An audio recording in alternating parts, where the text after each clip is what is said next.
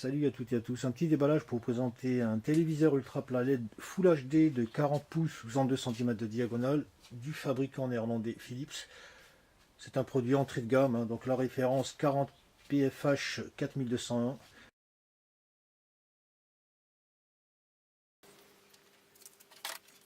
Donc elle fait 7 kg 800 tout rond. Je vais commencer par vous présenter les accessoires fournis avec le téléviseur, donc toujours la paperasse habituelle inutile. Une petite notice de mise en garde lors du retrait du téléviseur hors du carton, donc ça on le découvre une fois qu'on a déballé. Une autre notice donc avec illustration pour montrer les différentes possibilités de connexion, des périphes, etc. Voilà, une petite notice ridicule.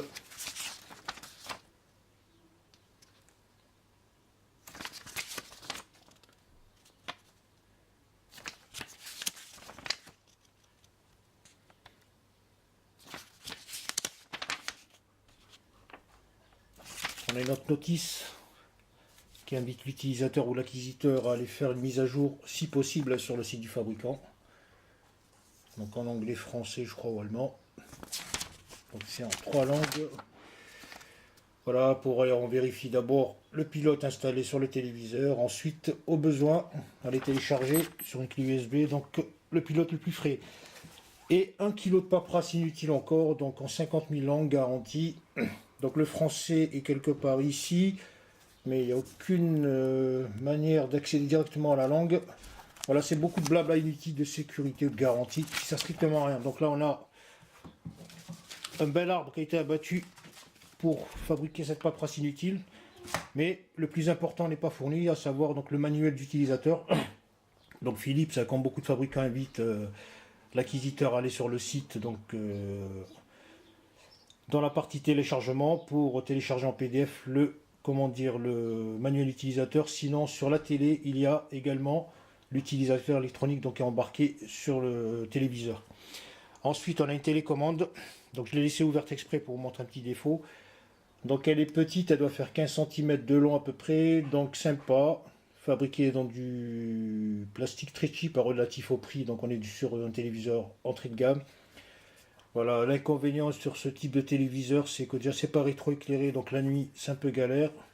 Deux yeux, on a des touches qui sont excessivement rapprochées, donc vous voyez ici, c'est vraiment très rapproché, même au niveau des touches numériques. Donc en écrasant une touche, on peut en toucher une autre. Voilà, sinon la finition est correcte. Pour ce que c'est du plastique cassant. Voilà, on a deux piles Philips non rechargeables fournies avec AAA. J'ai laissé le couvercle exprès ouvert parce qu'en ouvrant le couvercle, il a pété. On a les deux petites oreillettes ici. Bon, il y en a une ici qui a pété, bon, elle est dans ma main. Pour montrer la qualité. Et celle-là qui s'apprête à péter, ouais, elle est là. Donc je vais l'enlever, elle sert à rien, elle va se casser. Donc il me reste que ces deux petits bouts pour tenir donc la télécommande. Voilà. Concernant le téléviseur, comme vous pouvez le voir, hein, il a un bel aspect, bonne esthétique. Donc on est sur un téléviseur intéressant dans le sens où il a une taille correcte, donc avec une diagonale de 102 cm. Donc surtout si vous le dédiez, comme c'est le cas pour moi, à la chambre d'un enfant. Voilà, donc suite au déballage, le montage est très rapide puisqu'il n'y a que deux opérations à réaliser, à savoir le montage des deux pieds et l'intégration des deux piles dans la télécommande. Donc ça prend grosso modo 3 minutes chrono. Voilà, donc aspect, beau téléviseur. Donc un petit truc à savoir, ce téléviseur est très sensible à la poussière, donc il faut le nettoyer tous les quarts d'heure. Et bien sûr aux empreintes des doigts. Dès qu'on touche, donc il capte les traces de main ainsi que les poussières. Voilà, en termes de finition, donc que ce soit Philips ou notre marque, on est sur un entrée de gamme, donc ils utilisent des matériaux entrée de gamme. C'est vraiment du plastique cheap, à l'image de la télécommande. Voilà, dès qu'on le touche, on s'en rend compte, voilà le plastique résonnant. Voilà, sinon il n'y a rien de spécifique à dire, donc c'est relatif au prix et à la gamme. Donc ensuite, concernant l'Ultra Slim, je ne sais pas pourquoi il l'appelle Ultra Slim, il n'est pas si slim que ça. Là on est sur une épaisseur d'environ 70 mm facile. Donc je ne sais pas s'il parle de cet écran. Voilà, ou de la totalité du téléviseur. Voilà, en termes de stabilité, donc les pieds que vous voyez là, ils offrent une bonne, en forme d'aileron. Version brossée, façon brossée, vous voyez. Donc il offre une bonne stabilité, bien que les pieds soient relativement courts. Par contre, vous voyez, le plastique, il a tendance à bouger. Donc il faut faire gaffe. À l'avant, donc on a le capteur sur lequel il y a le logo Philips qui permet de communiquer. Donc c'est un capteur infrarouge qui permet de communiquer avec la télécommande. Voilà ce qu'il y a à dire. Donc sur l'aspect général, hein, voilà, très propre, léger, donc poids 7,5 kg, 7,8 kg de mémoire. Voilà, maintenant on va passer à l'arrière de la télé. Je vais commencer par le cache. Donc je le répète, tout en plastoc. Donc à la résonance, vous allez à peu près identifier la qualité du matériau. Donc on a la grille d'aération qui est un peu dispersée sur toute la surface. Ici, on a également deux grilles d'aération en dessous du téléviseur. Donc on a le capteur à la partie basse. On a les deux pieds, donc ils sont maintenus par deux vis. Donc ici une petite référence des pieds, je crois, au cas où elle casserait. Voilà, sous lesquels donc deux petits patins en gomme. Ensuite on a un petit cordon en PVC, très souple, qui va permettre de maintenir les câbles à l'arrière. Il se présente de cette manière, donc il fait à peu près 50 mm de diamètre comme ça, donc fermé 40 à peu près.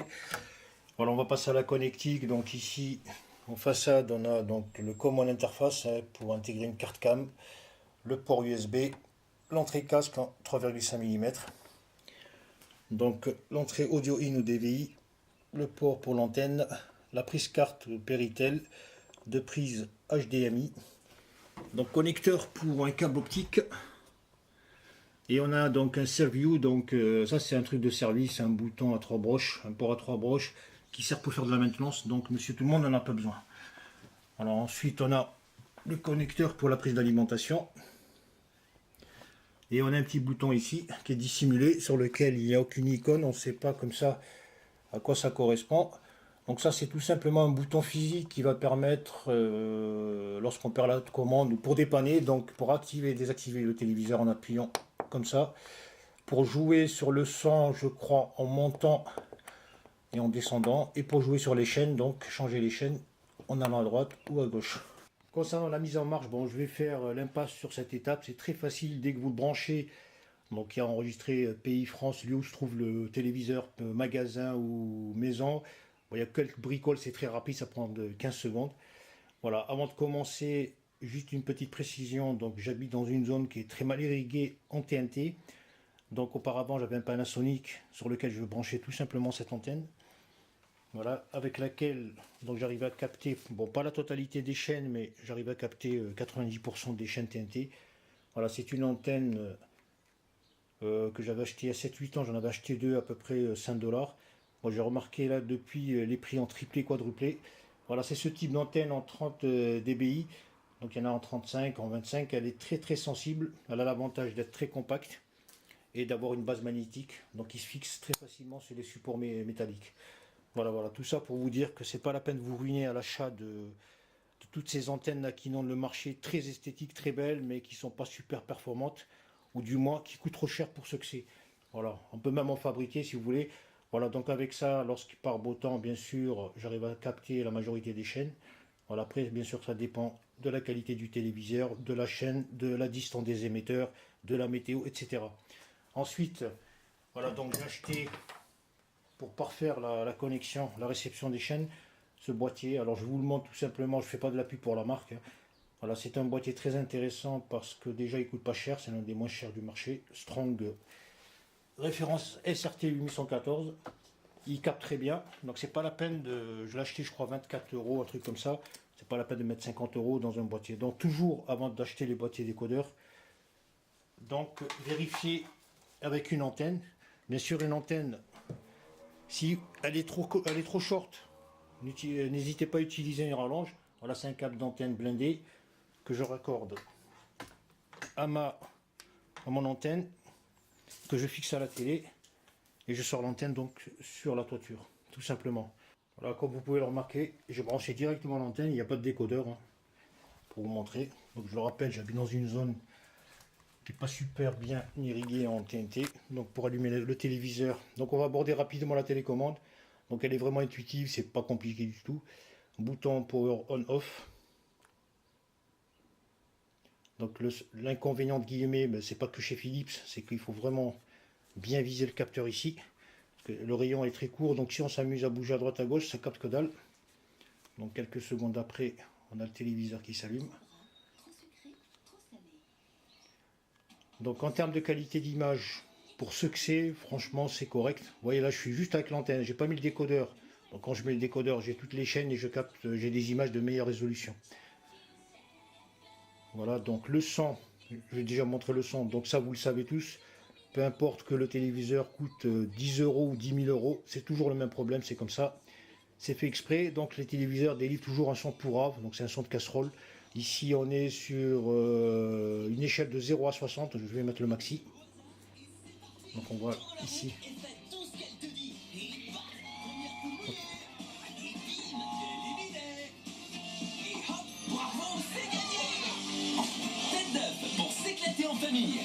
Voilà. Donc l'image, vous montre l'image.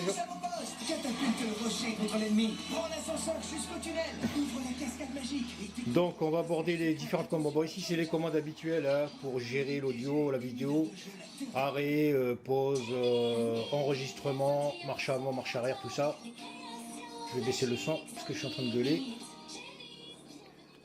Donc ici, donc je vais commencer par TV Guide, donc le guide télé.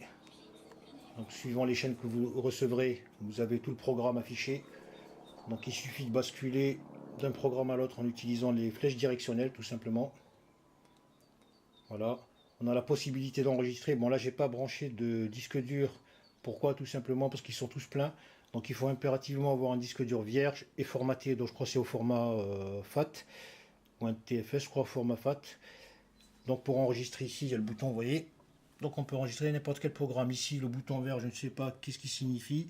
Enregistrement pour accéder au fichier enregistrement. Aide pour ajuster pour aller à la fac. Et option, on verra ça tout à l'heure. Donc voilà, je viens de l'avoir. Je l'ai déballé ce matin. J'ai pas eu le temps de faire le tour de la totalité des caractéristiques. Mais bon, c'est pas très complexe à gérer. Voilà, donc ça c'est le bouton TV Guide. Voilà, je peux aller marche avant, marche arrière, etc. Donc je reviens ici. Sur la chaîne par exemple, je tape 1 sur les boutons numériques pour accéder à la chaîne, quoique il ne veut pas, ou je fais exit tout simplement. Voilà, ensuite on a le bouton setup pour aller sur les paramètres généraux, il est là, donc setup. Ici on a bouton configuration, paramètres écologiques, horloge, style d'image, style de son, volume du casque, enceinte. Ensuite il y a un truc qui est caché, donc il faut aller un peu plus loin. Voilà, enceinte, format d'image et déplacement d'image. Je vais commencer par configuration, on va essayer d'aborder ça assez surfaciellement. Donc config, donc on a voir la démo, recherche des chaînes, mise à jour de logiciel, paramètres TV, réglage des chaînes, paramètres logiciels. Donc ces deux boutons, c'est juste pour mettre le pilote du téléviseur s'il en existe un sur le site du fabricant, voilà le mettre à jour, là c'est pareil. Voir la démo, c'est pour voir la différence qu'il y a entre une image normale et une image avec la technologie Clear, je sais plus quoi, Clear Crystal System, un truc comme ça. Donc on va aller sur la démo. Voilà, voilà les technologies embarquées. Donc Digital Crystal Clear, donc on va faire OK. Voilà, une petite démo. En arrêt, ça donne ça au niveau de la qualité de l'image. Et en marche, ça donne ça. Donc je ne sais pas si vous allez voir la différence. Ensuite, on a l'onglet recherche des chaînes. Donc tout simplement, on appuie toujours sur OK pour valider. Donc là, il demande excessivement trop le numéro comment dire, le code PIN à chaque fois. Donc c'est 1, 2, 3, 4. Par défaut, c'est écrit ici 1, 2, 3. Le 4, il est caché. Voilà ce qu'on peut faire lorsqu'on va sur cette fonction. Ensuite, on a la fonction réglage des chaînes juste en dessous. Bon, là, c'est des trucs vraiment simple. Là. Il n'y a rien de spécifique à expliquer. Là, ce qui est intéressant sur ce téléviseur, c'est qu'on a une fenêtre pop-up qui s'ouvre à chaque fois pour vous dire de quoi il s'agit. Donc c'est expliqué. Et qu'à lire et on bascule avec les flèches directionnelles d'une rubrique à l'autre. Vous voyez, à chaque fois je vais sélectionner une rubrique ou un libellé, j'aurai une explication. Voilà, ça met 1-2 secondes à s'afficher, tout simplement. Ensuite on a l'onglet ou la rubrique, le menu paramètres TV. Voilà, donc ici on peut agir sur le son, l'image et les paramètres généraux. Donc image et son, c'est les mêmes paramètres, sauf que un concerne le son à l'image, on va aborder l'image. Donc ici, on voyez, il y a toujours la petite fenêtre. On peut agir sur le style d'image. Perso, donc je vais reculer pour vous montrer ça. Je reviens en arrière. Donc le bouton Exit, c'est pour venir en arrière à chaque fois. Format d'image, où est-ce que je suis? Format d'écran. Voilà, image et style d'image. Donc je vais dans personnel. Donc je le rappelle à la vidéo. Discerner la différence, c'est un peu complexe.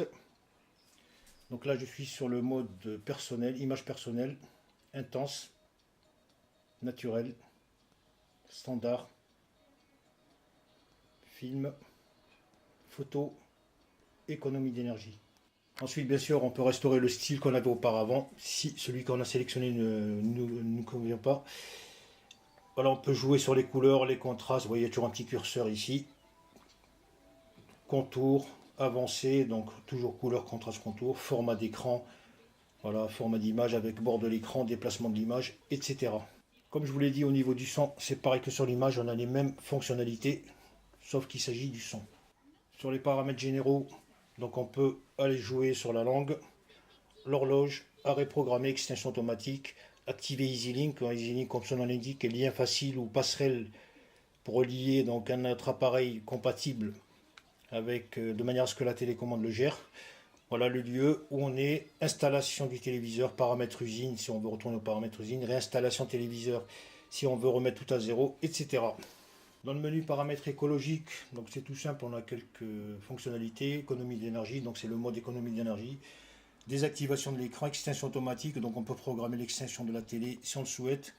Voilà, donc vous voyez, ici je peux régler à l'aide de la télécommande le temps à partir duquel, donc au-delà de quoi il s'éteindra automatiquement, etc. À côté, on a l'horloge, donc l'horloge, comme son nom l'indique, pour gérer donc l'horloge et les arrêts programmés du téléviseur. Ici, on a un petit menu répétitif dans le sens où il est déjà dans configuration, donc style d'image. Quand je clique dessus, c'est pour accéder tout simplement au style d'image qu'on a vu auparavant. Ce qui est le cas donc pour style de son. Donc ça, c'est deux fonctionnalités qui sont répétitives. Ensuite, on a le petit onglet ou menu volume du casque. Donc là, volume du casque, on peut le régler avec le curseur ici, vous voyez, je monte ou je descends d'Ailon Maxi, vous voyez. Après, on a le petit menu pour les enceintes, donc pour gérer les enceintes connectées au téléviseur ou si on connecte des amplis. Ensuite, on a le petit onglet, une petite rubrique pour gérer le format d'image. Donc, il s'affiche à gauche. Donc, auto, on va le faire, ça c'est très simple. Donc, auto, super zoom, extérieur image 16 neuvième, écran large, non proportionnel, 4 tiers. Et la fonction déplacement d'image, donc juste pour déplacer l'image, la décentraliser si on le souhaite ou pas. Voilà concernant le bouton Setup sur la télécommande. Maintenant on va voir le bouton Format qui est ici. Donc là c'est pareil, on l'a vu dans le bouton Paramètres. Donc c'est une, comment dire, c'est un menu, un bouton répétitif. Ensuite on a le bouton Source. Alors ça permet tout simplement de passer d'un périphérique à l'autre. On appuie dessus. Donc il faut bien viser le capteur, donc on a l'antenne, je suis connecté à l'antenne. Admettons que je branche un appareil sur la prise Péritel SCART HDMI 1, 2 ou que je connecte un périph' USB, que ce soit une clé ou un disque dur. Donc je vais le sélectionner tout simplement à l'aide de la télécommande. Ensuite on a le bouton accueil ou home ici, la petite maison. Donc ça permet, c'est un peu comme le setup, hein. C'est un concentré de menus.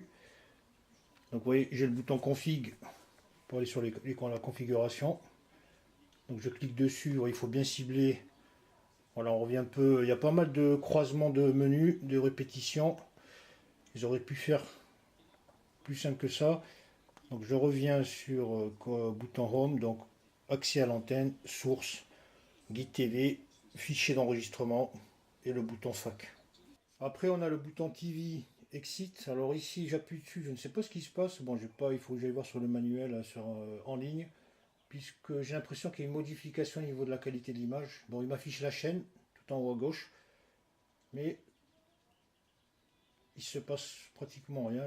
Voilà, il y a une modification au niveau de l'image. Donc personnel, etc., naturel. C'est un peu bizarre comme touche. Ensuite, on a le bouton, on va passer au bouton coloré. Donc ici, c'est pour aller sur les technologies. Vous voyez quand j'appuie dessus. Donc je peux choisir entre Digital Crystal Clear, Micro Dimming ou Demo Active Control. Donc ici je vais faire OK sur Digital Crystal Clear. Voilà la différence, arrêt à gauche et en marche à droite. Voilà. Ensuite il y a micro dimming, donc je peux la sélectionner également. Voilà, il est en train de faire traitement micro dimming. Donc c'est une image plus, elle est plus, comment dire, brumeuse. Hein. Je dirais qu'il y a un petit voile au-dessus. Et j'ai la rubrique démo active control qui permet d'aller faire quelques réglages. Voilà, comme ici, vous voyez gérer l'image. Donc ici il y a des répétitions puisque ça, les contours, tout ça, l'intensité, on peut les contrôler au niveau des paramètres du setup. Voilà, tout simplement. Le bouton vert, donc bouton éco, pour jouer sur l'économie d'énergie, désactivation de l'écran, extinction automatique, etc. Le bouton jaune, alors lorsque j'appuie dessus, il ne se passe rien, mais je pense que ça c'est pour accéder au dossier, aux files. Mais là, il faut impérativement, je crois, avoir le disque dur connecté, donc disque dur bien sûr formaté sur lequel on va enregistrer les programmes. Et le dernier bouton enfin, coloré, le bouton bleu. Donc ça c'est le bouton qui donne accès au manuel qu'on n'a pas reçu, tout simplement. Voilà, c'est le même qu'il y a sur internet. On a tout pour gérer l'appareil, comment installer le téléviseur sur le mur, comment installer des périphes, voilà, connexion de périphes, mise en marche, vous voyez, télécommande, gestion de la télécommande. Il y a même pour le nettoyage, vous voyez, s'ils ne nous prennent pas pour des cons. Si vous voulez nettoyer la télécommande, il faut utiliser un chiffon doux et humide. Voilà, voilà, ça c'est en fait le, comment dire, le manuel en ligne, quoi, embarqué sur le téléviseur, tout ça. Donc on a notre bouton I+, donc information, ici, qui permet de voir la chaîne qu'on visualise et le programme en cours.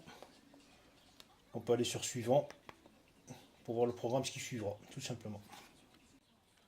Le bouton des sous-titres ici. Voilà, activer les sous-titres, langage des sous-titres, audio, état, horloge. Le bouton retour, donc qui permet de passer d'une chaîne à l'autre. Par exemple, je suis sur la 4, je vais sur la 5, je rappuie, je retourne sur la 4. Ou pour naviguer dans le menu, tout simplement.